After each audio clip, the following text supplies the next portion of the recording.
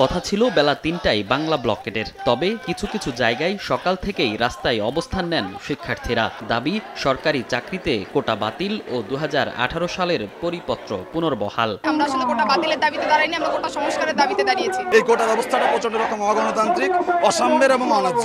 বৈষম্যহীন সমাজ প্রতিষ্ঠার প্রতি আমাদের যে আকাঙ্ক্ষা, সেই আকাঙ্ক্ষার জন্যই আমরা বাধ্য হয়ে এখানে আজকে রাস্তায় চলে এসেছি। গত এক সপ্তাহের বেশি সময় ধরে উত্তাল রাজপথ। ক্লাস পরীক্ষা বর্জন করে দাবি আদায়ে অনড় শিক্ষার্থীরা। এতদিন বিচ্ছিন্নভাবে আন্দোলন করলেও এবার সারা দেশে সড়ক, মহাসড়ক ও রাজধানীর গুরুত্বপূর্ণ সব পয়েন্ট অবরোধ করে বাংলা ব্লকেট পালনের ঘোষণা দেয় শিক্ষার্থীরা। উদ্দেশ্য সড়ক, মহাসড়ক অচল করে দেবার। এতে রাজধানী জুড়ে তীব্র যানজটের শঙ্কা প্রকাশ করেছে ঢাকা মেট্রোপলিটন পুলিশ। যানজট এড়াতে রাজধানীর ধানমন্ডি শাহবাগ সড়কের বিকল্প ব্যবহারের অনুরোধ জানানো হয়। বেশ কিছুদিন ধরে ছাত্রদের একটি মুভমেন্ট চলছে কোটা সংস্কার আন্দোলনকে কেন্দ্র করে। রমনা, মতিঝিল, শাহবাগ, ধানমন্ডি অধিকাংশ স্থানে ট্রাফিক কনজেশন একটু অন্যান্য দিনের তুলনায় বেড়ে যাওয়ার সম্ভাবনা আছে।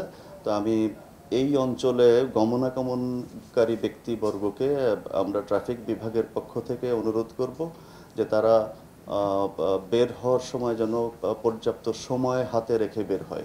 নগদের কাছে সব গ্রাহকই প্রিয়, তাই তো সারা দেশে ক্যাশ আউট চার্জ সবচেয়ে কম।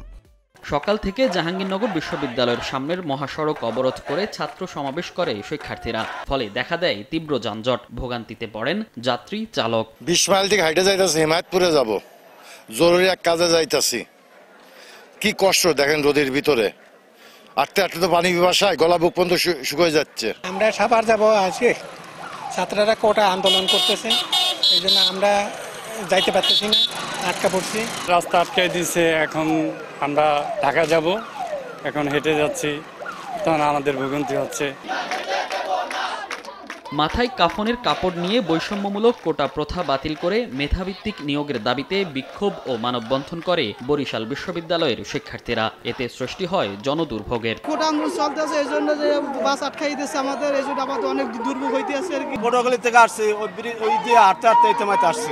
অনেক কষ্ট হইতেছে, বাস বন্ধ করে দিয়েছি, 200 টাকা 400 টাকা ভাড়া দিয়ে আসি। কোটা সংস্কারের দাবি মেনে না নিলে আন্দোলন থেকে কঠোর কর্মসূচির হুঁশিয়ারিও দেন আন্দোলনরত শিক্ষার্থীরা। মনির হোসাইন, সময় সংবাদ, ঢাকা।